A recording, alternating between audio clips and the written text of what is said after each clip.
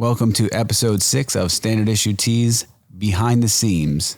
I've got my host on here, Jarod J. Lee. Hello. I'm his co-host, Jimmy Gorecki.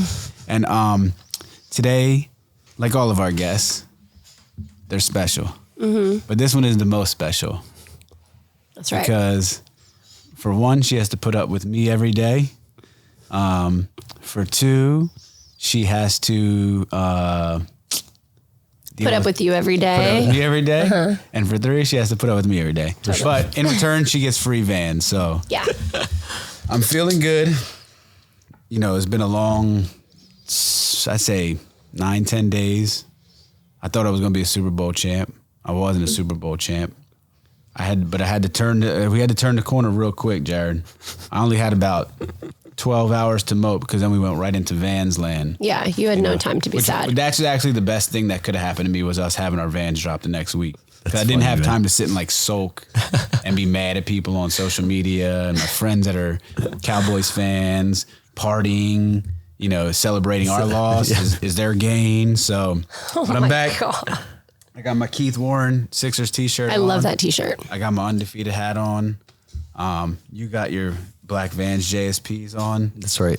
Devin has her Black Vans JSPs on. Mm-hmm. So I've told you her name, but I'm gonna really give you a breakdown about who this person is. So she comes from a little town outside of the Bay, a rural community, a lot of farmers, very affluent Portuguese community. And Mexican. But don't cross the 209 though. You're kind of describing it like the 209 is kind of soft. No, Raiders fans, tough. Yeah, okay. Niners I was like, pick it up a little bit. They like the Warriors, Giants fans. Yeah. And then out of this beautiful Central Valley area of California emerged a young lady that gave you 3 words. Like you're stupid. A G6. You're so dumb. Which till this day is one of the biggest records of our lifetime and will be one of the biggest record of probably your children's lifetime, their children's lifetime, their children's lifetime. Yeah. But for sure. If the children are at the club. What people don't realize is that Devin has played a very important part of what Jarod and myself have going on. So I'm going to get to it, but there was a point. So Devin and I, we share a beautiful little girl together. Her name's Emilia. She's 11 years old. And during the first couple of years of Emilia's life, she dealt with some health complications, which during that time period, we said, all right, Devin, you're hella busy with work. You got a lot going on. I'm going to fall back. I'll take care of Emilia. I'll help with her doctor's visits, scheduling everything that she needed, so on and so forth. But in that, I think as a person, as a parent, I was longing for something that was, that was something that I could be passionate about, something that I could really dedicate my time and energy towards. And out of a random conversation at a skateboard contest, a friend says to me, "Jimmy, you should start making sweatpants.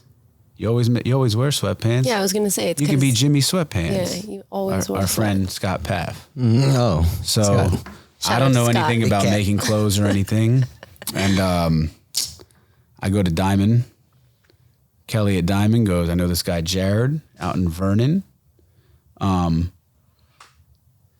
She goes, "Go meet Jarod. This guy's his family comes from a long line of amazing clothing manufacturers." So I cruised down to this very building. Yeah. It was here? I didn't know that. Yeah, that's so right funny. Where we're at. Oh, that's funny. Show him the pants. He's like, "How many you want to make?" I'm like, "I don't know. How much it cost for 25? How much does it cost for 50? So he samples the pants. I leave the pants sitting here. I don't really follow up on it because at that point I'm intimidated. I don't know what I'm talking about. I don't back end stuff. I'm like, all right, this idea is going nowhere. Jarod comes to me, "Look, bong. It's like a month. Let's go half on this. You put about 5 racks up. I'll put about 5 racks up, and we'll just try it out and see where it goes." So I look at my Bank of America account. there's 2,500 in there. Me and Jimmy to this day have separate banking, so don't wrap me into his bullshit right now. I'm not working. And then Devin's like, well, I remember we're in South Pasadena, and she's like, well, why aren't you going through with the sweatpant thing? And I'm like, I ain't really got the bread to put up for it. And she's like, well, how much you need?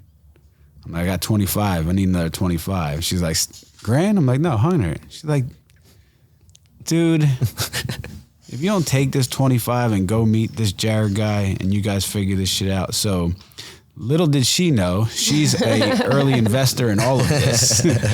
You owe me $2,500 with interest. With interest, yeah. You're not getting any points of my empire. That's okay. So thank you for your early investment in our dream. Of course, it's the least I could do. Right. I think what's really cool about all of this, though, is that we all come from obviously way different backgrounds. Having grown up outside of Philadelphia, you haven't grown up outside of Los Angeles, you haven't grown up outside of the Bay, and we all do things that are very untraditional. You know, you can't really go to school to be a skateboarder. You know, it's not really, you can't, you know, like there's not, I don't know of any singing universities, you know.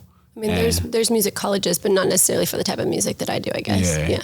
You know, and like, or like the feel either. I think what we do is very like, it's creative based, but it's also like, it's off of like feel and vibe. You know what I mean? You can't teach vibe. You can't teach taste. Yeah. You have it. You know what I mean? And it's, all of that is like subjective too, but like, yeah, you can't really like I always felt like, I mean, not for nothing, I always felt like an outcast for being a skateboarder, trying to get people in my community to understand what I was so passionate about. I guess like for you, what was that like coming up when you realized singing was what you wanted to do? You know, and really getting the people, probably the people closest to you to understand why you were so passionate about this, and just, you know, just the general people within your, you know, within your circle. What was that like? I think for me, like coming up, in like a smaller community outside of the Bay, I like the same to what you said. I kind of always felt a little bit like an outsider for liking the type of stuff that I liked, but I never cared about like if other people or family members or anybody like got what I did. I never really cared about if anybody did. I think like my parents raised me to like, kind of like how we raised Amelia, to have her own thoughts and just to trust them. You know what I mean? And I think for me, you know, growing up in Manteca, now when I look, I remember growing up in Manteca, I was always kind of that kid that was like, I can't wait to get out of here. You know what I mean? This town, like, I just can't wait. I want more. And now when I look back, I'm like, I actually really loved that stillness of Manteca. Yeah. I really loved that, like, calm, like, you know, we'd go smoke weed out in the country or like go to like orchard parties, and like, it was just still, you know, it was like the calm before the storm, you know, before I like moved to LA. Jarod, the orchards there are beautiful. Oh yeah. They're incredible. I never seen anything like that growing up until I got to visit her. Like, so it's like a farm when it blooms. Yeah. It's like so pretty. But Jarod, it's just like breathtaking. Like it's like out of a movie. You walk through them and you just keep walking. Yeah. It's till you get lost in it. Do you want a Modelo? Of course. Right. Jarod, do you want a Modelo? I'm good. You're good. All right. Thank you. But I think like, for me, my parents, like, you know, raised me always to love music. They would, everything from like when I was really little, like The Doors, Alice in Chains, Aretha Franklin, like Elton John. Like I remember being really, really little, like 3-4 years old, like loving those records, you know, the Fugees when I got a little older, no doubt, Blink-182, like stuff like that. And then I remember my dad got me like the Chronic album and stuff like that. And he got me the first Alicia Keys album, which I like loved. I keep on falling. Say less. I remember I was like in the 5th grade or something, and my dad's like, I bought you a new album. It was like Alicia Keys. It's a great album. So my parents were always like heavily into music. And so I kind of like just grew a love and appreciation because of that. And then once I started taking band and choir in school is when I was like, oh shit, like I could do this. Like this is something you can do. It feels bigger than yourself. You're kind of like in a whole group kind of setting, you know what I mean? Yeah. And that's when I was like, oh, okay. Like this is something I can like kind of study and find like a way in, because there's no way I can ever be my own solo artist like all those bands. I just, you know, there's no way I could do that, but I could at least study music and learn, you know, how to read and write sheet music and like stuff like that. And then when I got into high school, right after high school, I got my first MacBook as a graduation gift. Well, I used all of my money for my graduation to buy a MacBook. And then it comes with GarageBand. Yeah. And so I was like, oh, I can do. So that's what what all of those artists do. So you grow up, all the music that you grew up listening to, like you said, the albums and stuff that your parents put you on to, probably the shit in the Bay that you grew up listening to. I didn't even say, all the Bay stuff. Are you kidding me? So like you Keep the Sneak and Mac Dre and all that stuff. I remember my dad got me my first Mac Dre album. My dad bought for me. You ever hear Bay rap? A little bit. It's the most particular type of rap. E40. Like it took me years to understand. Once I understood it, I loved it. I still love it to this day. No, for real. You know, like everyone thinks Mac Dre, but there's so many other artists that like 100%. You know, and it's sick. Yeah, it's equally as hard as anywhere else. You know, it's just got its own sound and there's like a colorful like feel to it too, to like Bay rap that I really love. You know what I mean?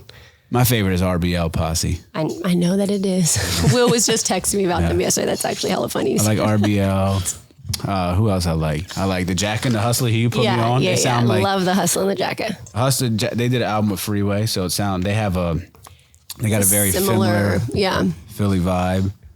Keek the Sneak, obviously. But I remember when I first started coming to LA, there was a lot of Bay kids here, and like I would see them at the club, and I'm like, you're like, what are they doing? They dance like this. They do this weird thing with their fingers and stuff. They're stupid. Oh man. So you get the MacBook, and you're like, okay, bet I can record the vibe that I want into this thing. You know, that's like when I was a kid. It's like, you know, we had one friend. I'm actually for my eighth grade graduation. My mom bought me a little Hi8 camera. Yeah, see, like same. Yeah. You know, you give it to my friend. Sit there. I'd make this kid sit there for 3 fucking hours to film me trying to skate and stuff. Yeah, that's great. So you get it, and then you got to figure out how to edit it all together and stuff. Yeah. Got VCRs all everywhere running and shit. Oh my God, not VCRs, dang. But did you just buy like a random beat off the internet or something? No, my friends were kind of really into music at that point. So I had friends that were like producers. I had like Young L from the Pack, his little brothers went to school with my little sisters. So like we all kind of, in Manteca. Gotcha. So we all kind of like had friends that were low key kind of already like making music. And so I would just like get different beats from them or, you know, whatever. And kind of just, I didn't even really know how to write like a pop song. I didn't know, you know, the verse should be this long and there should be a pre-hook and a hook and a post and maybe a bridge. Like I had no idea what I was doing. I was just kind of like just freestyling. Yeah. Like, that's sick though. And that's generally people's like raw as shit. You know? It's like when I've seen the like old like Sponsor Me tapes, I'm like, damn, I could do tricks on here that later on when I got more situated, I couldn't do. It's like, you just had a certain freedom. I was going to say the freedom. Because you're so hungry and just like the passion is in the very... You're like not overthinking. You don't have any restrictions to it. Yeah. Sure. But yeah, that's kind of what I did. I was just like, I'm just going to like write these random pop songs and like throw them up on MySpace and like see like, I know, just totally aged myself. Threw them up on MySpace. I'm like, I'm just going to do it just for fun. I literally didn't think I was going to like a junior college at the time. I wasn't thinking I was going to take music like that seriously as like a solo artist. I was like, oh, this is kind of for fun, but I want to swim and like, because I was still swimming at that time. So I was like, oh, I want to swim and go to school and then like, we'll see. Oh, you don't know how good of a swimmer she is? That was like my identity. I had no idea. Oh yeah. We will be at hotels and she'll be doing laps and shit. And like legit swim coaches will come up and be like, oh, who did you swim for? Did you coach somewhere? And she'll just be going, freestyle, backstroke, butterfly, breaststroke, all of them, yo. It's insane. It's like, this is a kid's pool. I know. No, relax. Seriously. No, 100%. That happened to me in Mexico. She's really, really good at it. Like her form is really good. Yeah. No, that happened to me in Mexico. It's a trip, man. That's awesome. I had no idea. Oh yeah. No, I was like a I swam. Competitive? I was a competitive swimmer from the age of 5 until, I swam for a little bit at that junior college and then stopped when I started making music. That's crazy. But So when you put that first song on MySpace, was it like the build up to hitting upload, and 100%. and then it's up, and you're just like, well, part of wanna me. look at it, or no, you- it's funny. Part of me. or you guys just going dumb like you do in the Totally, band? yeah. I didn't care at all, and I remember. I was like, 124 people listened to this. Like, this is Damn. super cool. You know, That's it. that was like a big deal for me. I was like, Mom, look. Remember, 100 20 people bought our sweatpants. That was a big deal. That's- It was a huge deal for me, you know? And I was just like, oh, okay, like, I guess I'll put another song up because 100 people listened to it. So clearly people are fans of what I'm doing. sick. And so I just put like another song up, and literally like 8 months later, 6 months later, the Cataracts and me had talked on MySpace. I was going to say DM, but it wasn't. I don't remember what it was. Do you know who the back then, I Cataracts can't are? remember. Yes. All right. Yeah. And somehow we got in Sorry, my contact. bad. I know. You're like, hey, you. Do you know anything cool? Hey, I don't know. Why nobody saying that voice? But yeah, they had like hit me up, and then I was like, oh, I'd love to come out to Berkeley and like record stuff. And then literally a year later, they're like, we're moving to LA. I was like, fucking say less. I guess I'm going. And I told my mom, I was like, I'm not going to finish school. I'm not swimming. I want to move to LA. And she was like, what the fuck are you talking about?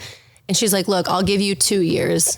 I think it was 2 years. It was like a time limit. But you guys she's were like- you guys were building with each other for a while. Me and the Cataracts, Bay? it had probably been, like a year. We had a couple songs that already hit the radio out You were there. living We had in done Frisco shows. or Manteca? No, Manteca. So you were just going back and forth.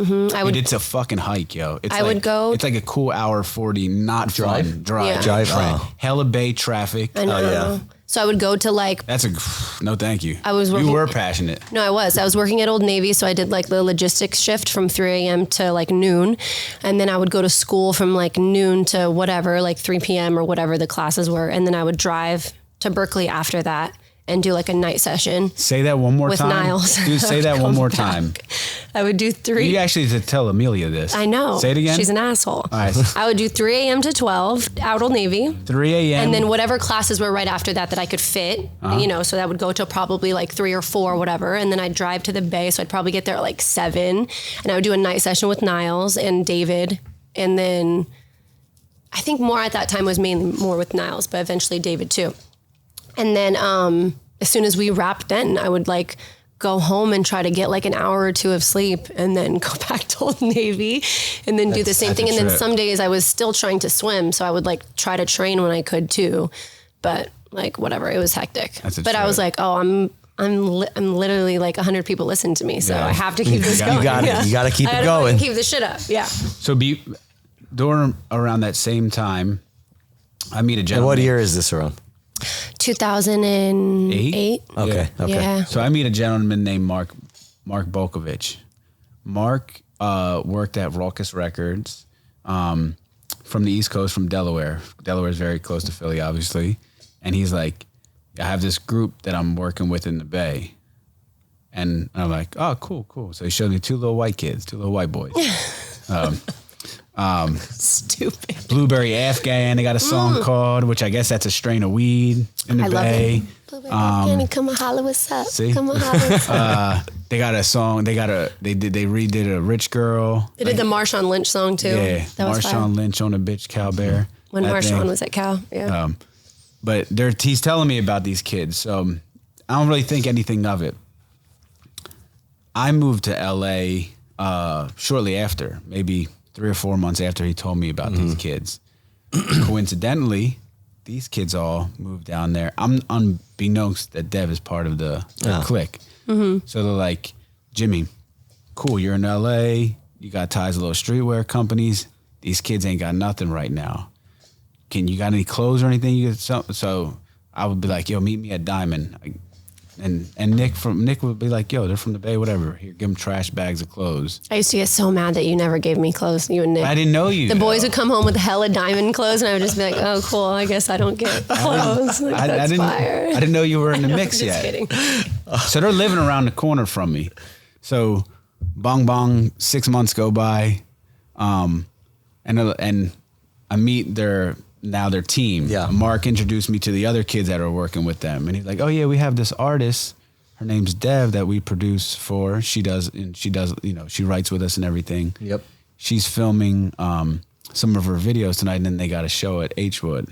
You want to come by? So I'm like, all right, bet, cruise over. This is 2009. This is 2009, yeah. So go in. She's shooting a music video With Colin Tilley. Colin's one of the biggest video producers, directors in the world. Yeah, now he does everyone like Nicki, Cardi, Shout out to Khaled, Colin. Justin Bieber. Yeah. Shout out to Colin. So and then I introduced myself to Devin, and she was like, "Oh, I know you used to be in the Cataracts top 8." I did not know you when I met you. No, I did not. What the? She always said she didn't know me. She knew. I only liked you because you were like, it's so nice to me. Like you introduced yourself to me, and you had a 6-pack of beer, and I thought that was really nice. She didn't like me. She just wanted the 6. She just wanted the beer. Had a 6 or a Stella.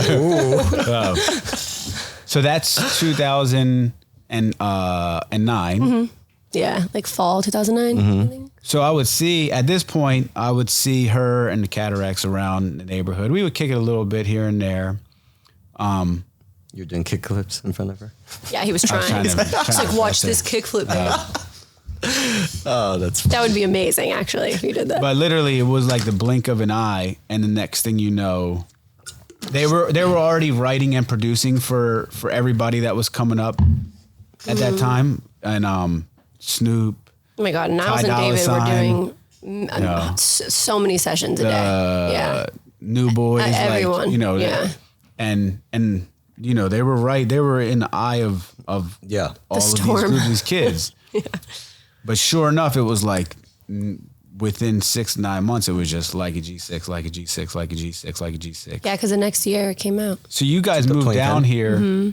So are you tripping that you're going from like, all right, I uploaded some music on MySpace. I'm driving to the Bay. I'm building with these kids. Now we're in like real sessions. Oh yeah, no, then it got like really fast for sure. And like I said, the first time I'd ever been in studio sessions was with Niles and David. So I didn't even know how studio sessions like worked. They were literally the first time I've ever worked in music was with them, and it was like during these sessions that eventually turned into those G6. Sessions are, those sessions aren't even necessarily for y'all's music. A lot of it's for other people. I would demo songs that not even Niles and David, but even other people that would come through that would pitch to like. I remember I tried to vocal. I think you were there, like a Rihanna pitch, a Miley pitch. I think just like different songs like that people would like write. You know what I mean? Like pitch records. And I was like, I'll vocal them. I guess my voice is nothing like that. What's the weirdest session that you were like? Not even have to be weird, but just something where you were like, whoa, this is like, I can't believe I'm in this session. The Timbaland session was crazy for me, which you were there. That was funny. The Timbaland session was really cool. Before I'm saying, like when you're back before you started working on your music. Okay. So like when we were in the midst of it being like crazy, it was like 3 a.m. and they like, I was just like banging on my bedroom door and they're like, Dev, get up. You have to get out of here. And I was like, what the fuck could you guys possibly want? Like it's 3 a.m. Like leave me alone, you know? And they were like, God, who was it? Was he your boy? I think it was like your boy and his whole clique. I wish I remembered it exactly if it was that session or another one that I'm mixing it with. Starting at 3 a.m. And they were like, we need you to do ad-libs. Like, I'm fucking sleeping. It would be shit like that though. And I just walk in, there's like hella fucking rappers in like the room. And I'm just like in the booth doing weird ad-libs. In your PJs. Totally. I'm like, what the fuck? Cheers to weird ad-libs in the morning. Cheers to weird rap ad-libs for sure. But I mean, but doing that was like a test to like, oh my God, I did that a million other times in other sessions, you know? I mean, and then it turned into really cool things like, you know, right after G6, it turned into David Guetta sessions and it turned into the Timbaland sessions and the Afrojack sessions and the Diplo sessions, you know, which I think is like, then once I got into those moments, I'd be like, oh, okay, now I know how all this shit works. Yeah. Because I did it a million times with the Cataracts, you know, which was like really cool. And the Pack too. We worked a lot together with like Lil B. Like I vocaled when Lil B was, you know, working with Niles when they first started that Pack album, the Wolfpack Party. Do you know how legendary Lil B is? I do not. He is fucking legendary. Like, you know, I guess in the crossing point of like the internet really taking over with rap and like a new generation. Like Lil B is almost a monumental figure. He's almost like a urban legend. He's so big. Oh, okay. But she's really close with him, and her dad is, and he's like the sweetest kid in the world. But I was like vocaling a bunch of stuff. Even he was like writing hooks and they'd be like, can you just vocal the hook? You know, it was like turning into those kind of things. Yeah. And then that eventually, you know, led to like even like real shit after, and then working on my project and then getting people on my stuff, like the T-Pain feature and the Enrique feature and shit like that. You have like between the features and the production side, like it is pretty amazing. You know, it's not pretty amazing. It's absolutely amazing. Yo. Like working with Hit Boy was really cool, and like all that stuff even. But even from the jump, you know what I'm saying? Like the Timberland, like I remember we were in Miami for New Year's, and she's like, I got a session at the Hit Factory, which that's the factory down there at the time. Yeah. And Timberland's in there, and he has his whole team. Like he's running point, he's going in the booth, he's recording stuff, he's coming out, he's messing with keys. Comes out and gets her, goes back.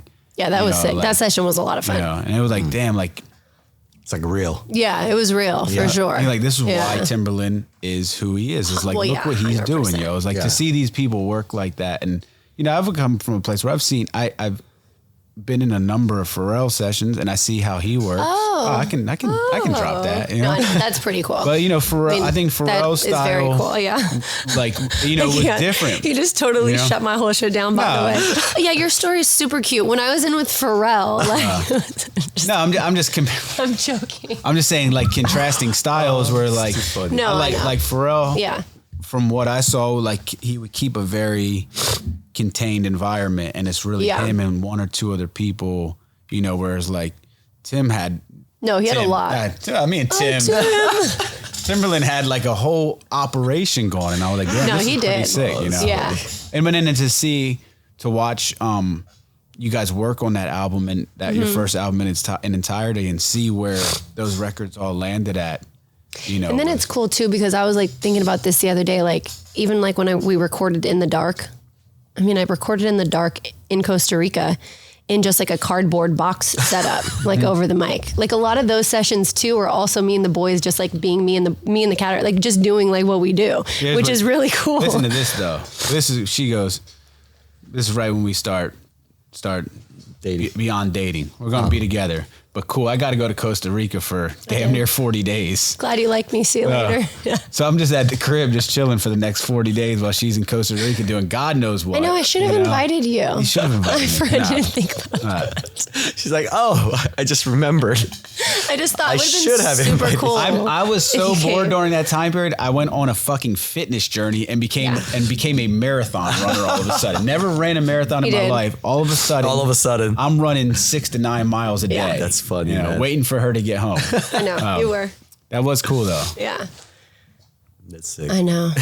I kind of forgot about the Costa Rica trip. That was like that's a thing. That's a whole thing in itself. Well, you guys were all on 1,000 during that time period, from the cataracts to all your managers and team that you were working with. It was like, you see, when I was tripping, because I'm like, okay, so when these motherfuckers get hot, it's busy. These companies just get behind you. And it's like, it's busy. Look, hold on tight. You might not make it through this.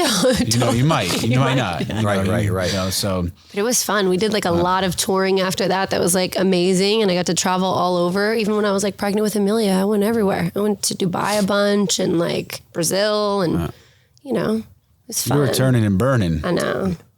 Turn and burn, Pomona. Turn and burn. There's a dad on our daughter's soccer team. That does that? Yeah. He's from New York, and he always shows up with his Yankees hat on. Rip it, Pomona. Yeah, he's a legend. Yeah, he's awesome. Turn and burn. Yeah. But we always say that. But yours definitely turning and burning. I know. No, I know. It was wild. Did you ever feel?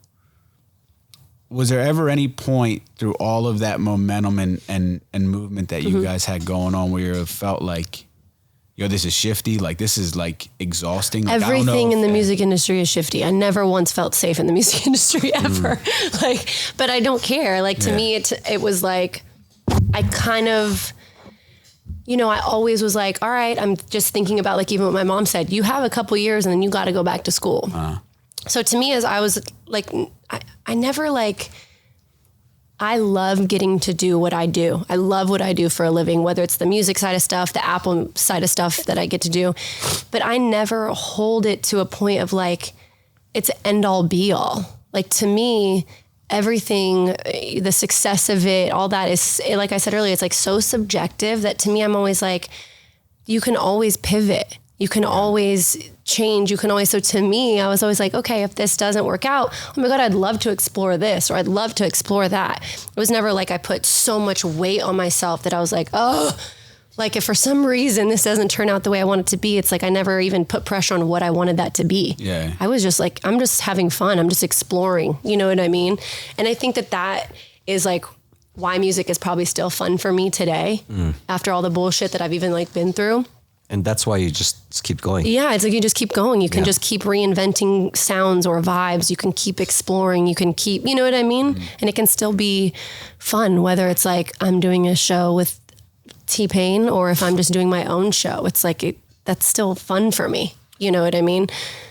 Which is cool. Of all of I mean, I've watched you now perform now for 10 plus years, and got to see you go do some shows in some pretty remarkable places, and some pretty Weird cutty places. spots, like a private holiday party in Russia that you don't even know. Like, Yeah, I don't know who's funding that. what's Let's the not talk company? about that. Yeah. You know, Not.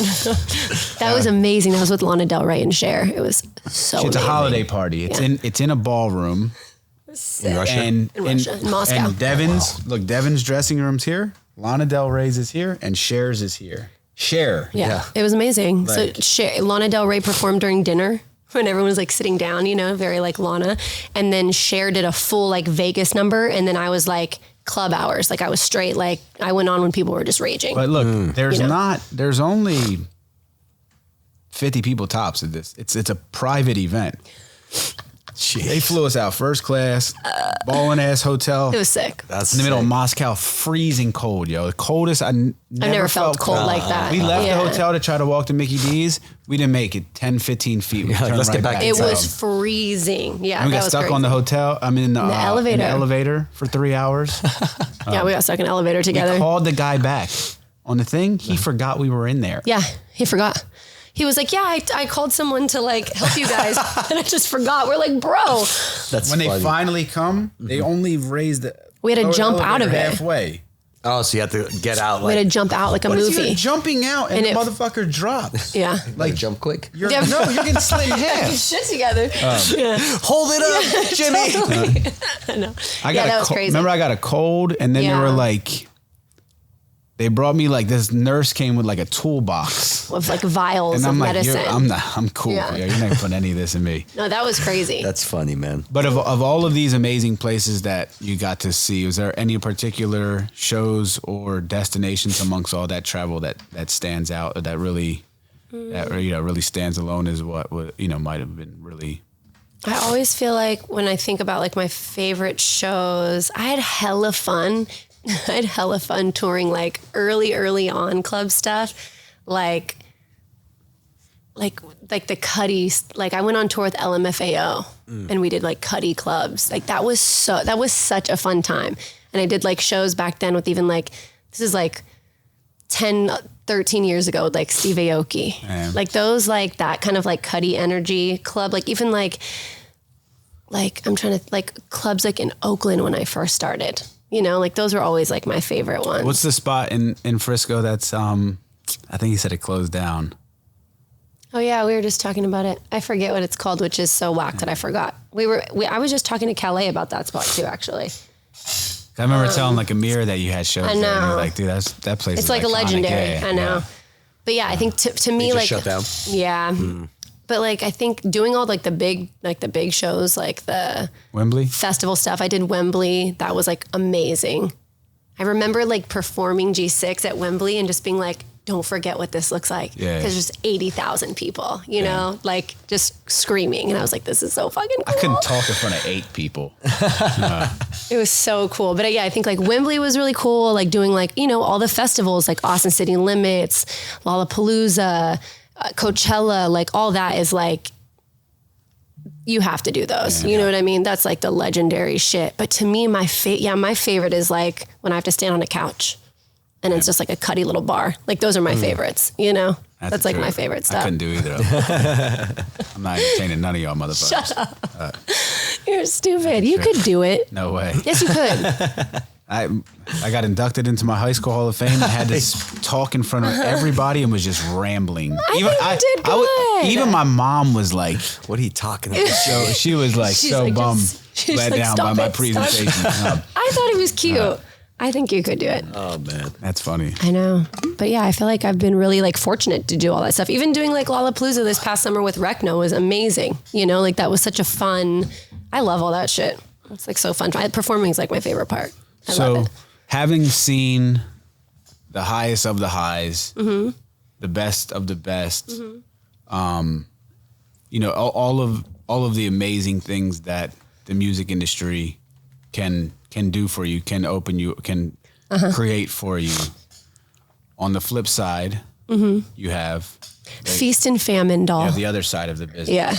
And why I love you so much and why I know how strong you are is having seen you endure both of these. You know, you can't have this without this, right? Totally. You know, I think when it comes to that, it's like, it's just like a mindset.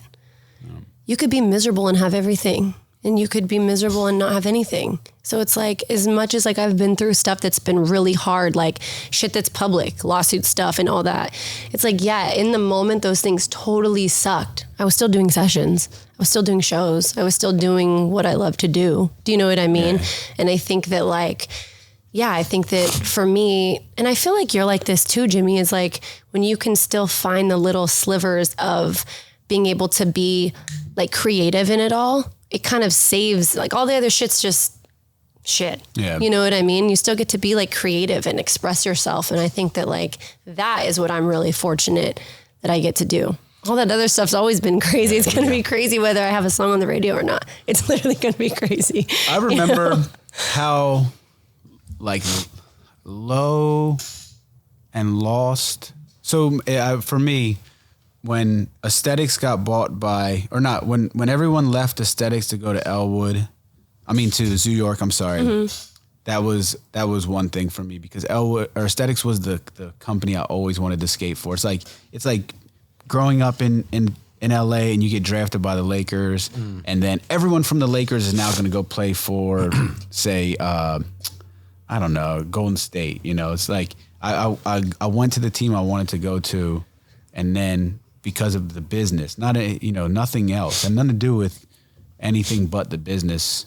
Everyone got shit. Luckily, I got to go with the guys that I was drafted by. So, but I remember when Ice Cream, having to come to terms with the fact that Ice Cream was done, and that was it. You know, there's no going back. They can't find a new shoe manufacturer that the higher ups are open to partnering with.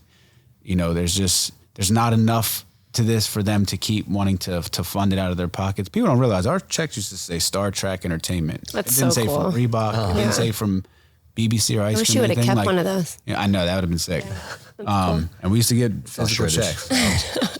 But like, you know, like that was January. That was like March of 2008, and I just remember being like, how is this over? Like this was such a special thing, and yeah, but then look what that ended up turning into.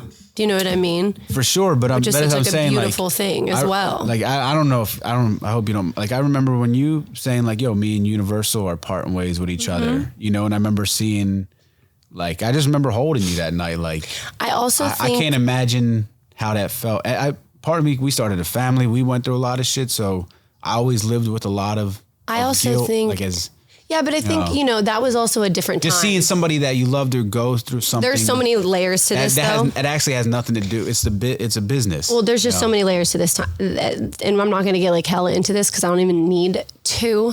But that was a thing in itself where like back then when I announced that I was pregnant, it was vastly different response than like now when like even Cardi, I mean, her daughter's like 5 now, I think. Yeah. even when she announced it, there was still some of that shit that people would say, you know, those like terrible things of like, your life is over, which is absolutely insane. I am Mexican and all of my fucking aunts got hella kids and everyone works and it's beautiful. So you know what I mean? But like, I think that like, that was a different thing back then at that time. So I think there was a little bit more of like layers to that situation. But I do feel fortunate in the sense of even like when I did part ways with Universal, it was, you know, it was very like amicable. Yeah. That's a weird word to say. You grow apart in situations. Yeah. You know, we kind of knew we were just at that point where we're like, okay, cool. We've done a lot of really great things together. We're not, it's not like how it felt in those moments. You know what I mean? But it's like, who called me last December? Yeah. Avery on my cell phone. Do you know what I mean? It's like that type of shit is like, I feel very fortunate in those moments. And I also knew that like, just because I was parting ways, which I loved being on Republic. So I'm not like going to talk bad. Like my experience there was terrible. Like I had a great experience being signed to Republic, but I just think that in that moment I was like, I'm still going to make music. Yeah. You know, it'll just be different, but I'm still going to do it. You know what I mean? And so I think it's just pivoting. It's figuring out, you have to be confident in those moments. You got to take a couple of days to fucking cry. And then the next day you're like, okay, cool. I did Kiss It with Sage. You know what I mean? Yeah. And then I did whatever after. And then I did a project independent. And then I took that independent project and toured. You know what I mean? And did you ever have, you know, we were talking about that raw passion when you're first figuring out how hungry you are about something. Yeah. And I remember for me, that was like getting sponsored for skating. And then you get sponsored and okay, ice cream's done. I get a job for Disney. I'm making more money than I ever made, but I'm not hungry. Yeah. I'm working for Lucci hires me at Gourmet. And I'm learning a lot at Gourmet. And it's like I'm still like that hunger isn't really still there. You helped me really tap back into finding that passion in life with JSP. You really did like that. And it wasn't, you know, no one like that. And now I'm talking 8-9 years for me. It took me a long time. You know, no one really helped me out with Mark Gaynor and his shoe. You with Standard Issue. For you go through, all right, I've seen all of this. I've done all of the best. I've seen the worst. Yeah. I'm still getting money doing shows. I'm still traveling. I'm still able to do what I want to do with my family. Was there ever a point in finding that passion for you that, you know, that you once found when you and like say the Cataracts were just doing demos and shit? I think like there was a couple points where Elisa, who you know Elisa, and she managed me for a little bit. She would say like, if this isn't like the cycle for you, take 6 months off of recording. Like you've been nonstop for years. Take 6 months off and just like vibe, do some shows here and there. And so I would find pockets of like doing that. You remember that, Jimmy? Like I would literally be like, oh, I just can't like find it, or like something feels forced. I seen her record. You know what I mean? At one point around 2013, it had to be probably about 250 songs, Jarod. This is day in and day out. This is over the course of, it had to be a cool year. Like, while still doing shows, but when she was in LA, if she wasn't traveling, she was at this studio in West Hollywood. Not a single one of those, maybe 3 of these songs saw the light of day. Maybe 3, yeah. Maybe. And I was like, you are insane. I know. I'm about to leak all this. Fuck these writers and producers. We got to get this out. You know, like, but I think like, no, it was a lot.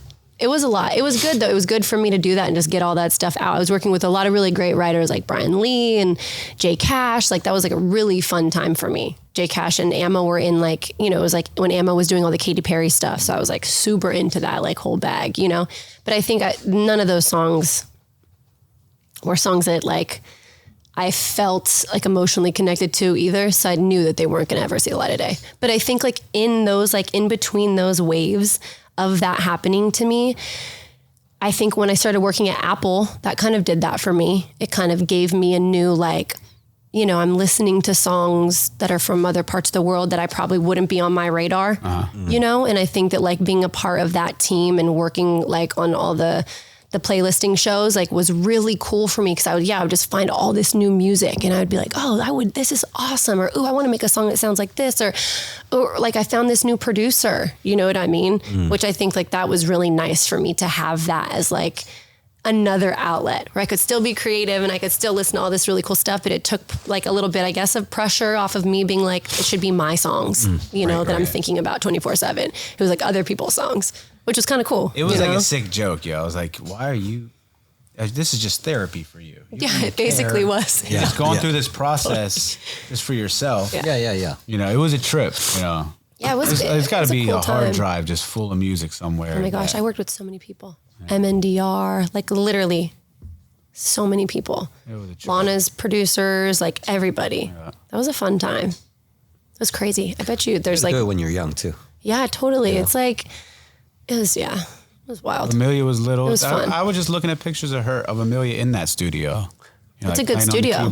Post Malone shot the Congratulations album in that space where Amelia used to hang out. Remember they kicked you out because French Montana was coming? Yeah, in? it was so rude. They're like, you got to wrap your session. I'm like, why? They're like, French is outside. And I was like, okay, fucking assholes. Tight. That's funny.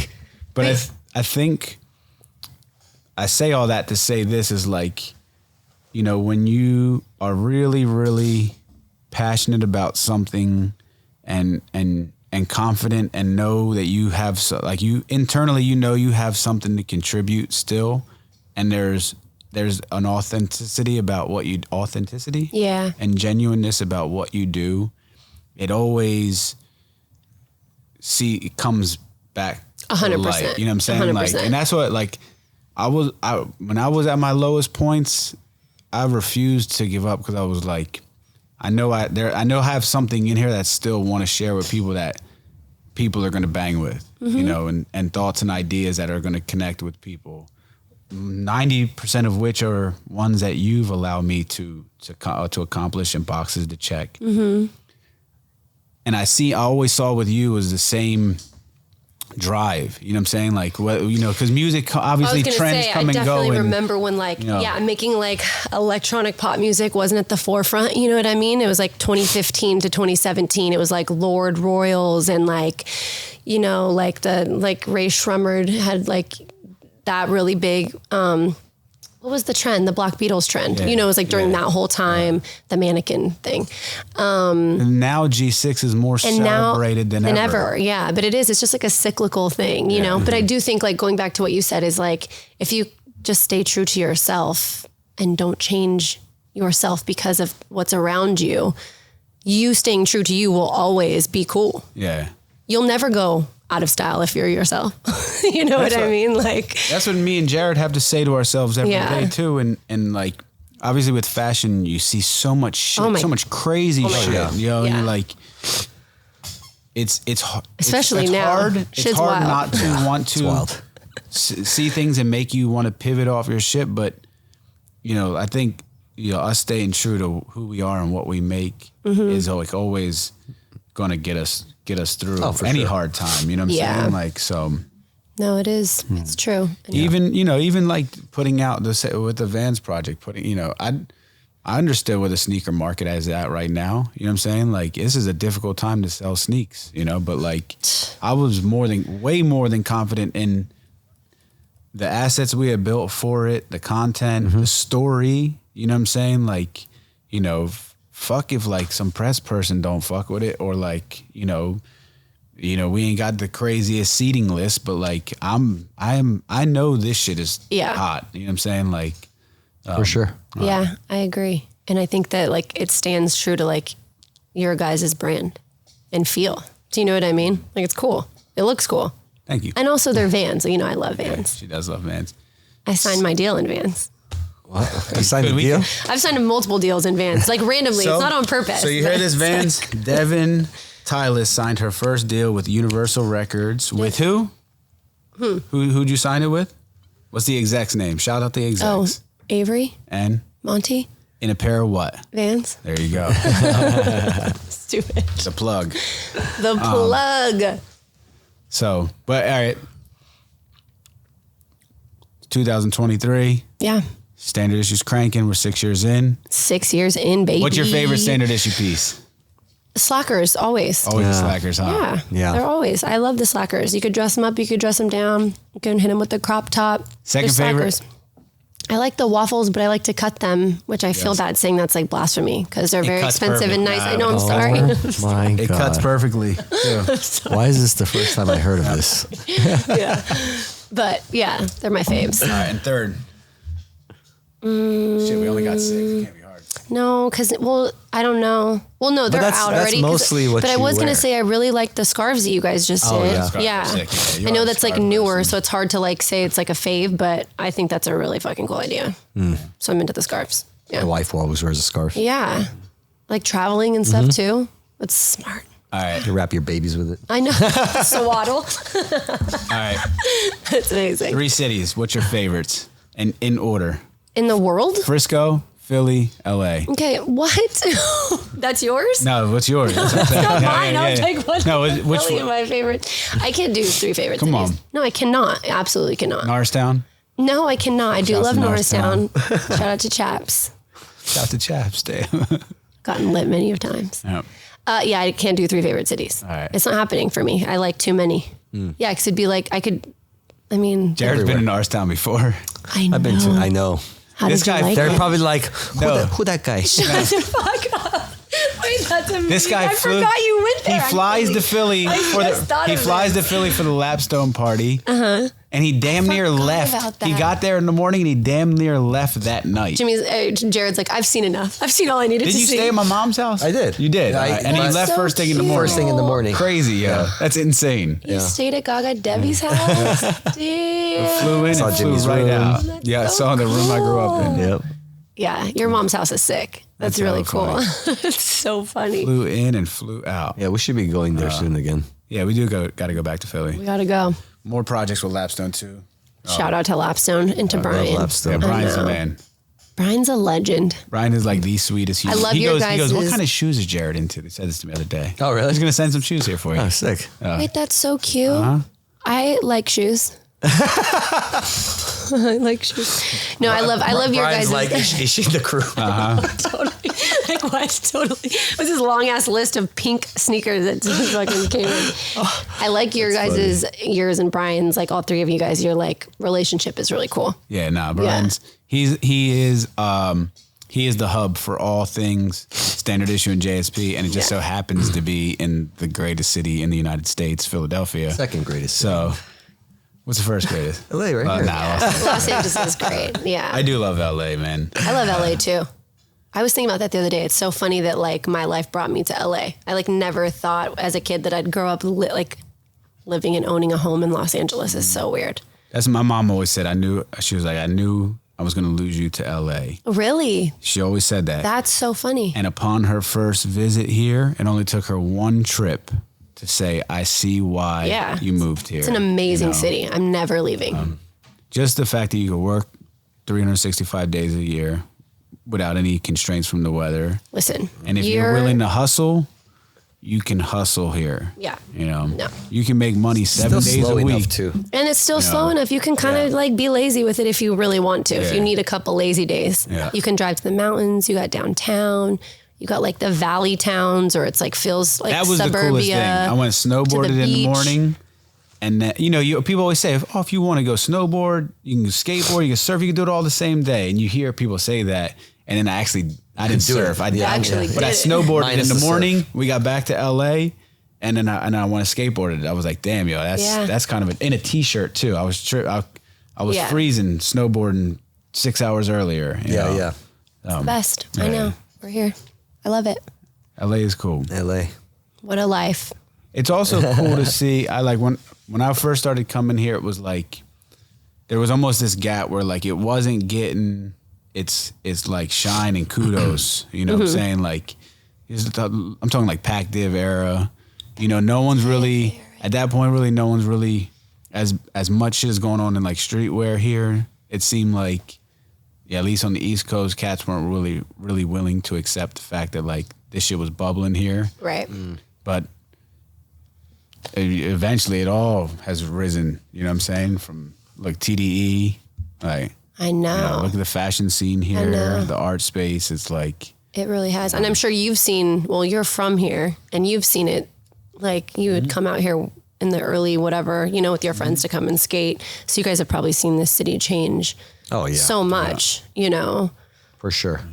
But so much. I will say though, like, I feel like people who aren't from LA, this is like a hella basic idea that I'm about to say, but people who aren't from LA, like whether you're from like the Bay or whatever, other parts of the country, have a very specific idea of what they think LA is because of TV. Yeah, for sure. And I'm like, dog, it's not like that. The culture here is amazing. Yeah. Like y'all motherfuckers have no idea. No, the greatest. You know what I mean? It's like people that I know. Some of the best people I know in my life are those born and raised here. You know? Literally, they're looking insane. at us like we're the nut like asses. 100%. You know, like yeah. y'all move here and you guys are all rambunctious. And Yeah. all this, man, slow down a little bit.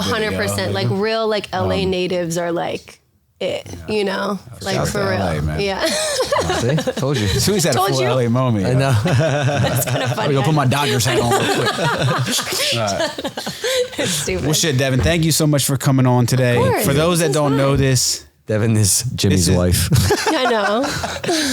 Those who don't know. we recorded this once and I dropped the ball so bad. It's okay. You know, I like, and I don't know how, because these are all things that I could talk about with her, and I do talk about with her All the 7 time. days a week. From Yeah. the moment we wake up to the second we go to bed. So it's so much so she's like, shut the fuck up. You know, so the fact that we actually recorded the first episode and it was just like colossal disaster on my behalf is like, It's okay. so, I mean, we're going to have you back on. I'd love to come back on. I mean, there's still so much more we could have shared, but you know, just to get that, you know, get your story out there. Yeah. You know, Thanks, James. help you feed the streets a little bit. Oh my God, you're stupid. Can you tell people where they can hear you at regularly? Oh, I love that. Yeah, you can listen to my music on Spotify and Apple Music and all the things, Amazon, everything. And it's just Dev. Just super Dev. easy. D-E-V. DV. And on socials, Dev is hot, Dev es caliente. All right. And then I that's didn't make not a snap fair one. that you can't get all your own socials. I like that they're different. All right. Why, you don't like that? It bothers you? Nah, I don't like how people can sit on other people's socials. Like Milk said he couldn't get DJ Sour Milk Really? on TikTok because someone was just sitting on. Like I tried to get Oh, Sal. that's whack. Yeah, Okay. I tried to get Sal the Aesthetic Skateboards one, and they're like, oh, you know, Somebody's Yeah, that whoever is has it whack. is being compliant of it. But I'm like, yo, they're not doing. For one, it's not theirs. You know, like, Yeah. You know, If you're verified with one name on one app, you should be able to prove that you deserve facts, to have it on all the facts other. right there. Oh, wow. You know, Thank they you. say, right, think we thank you, can Devin. All right, shut love this you. down. so much. Love I'll see you back at the Thank house in a little bit. Okay, all right? totally. All right, Okay, Jarod, bye. I'll email you, Jarod. Bye.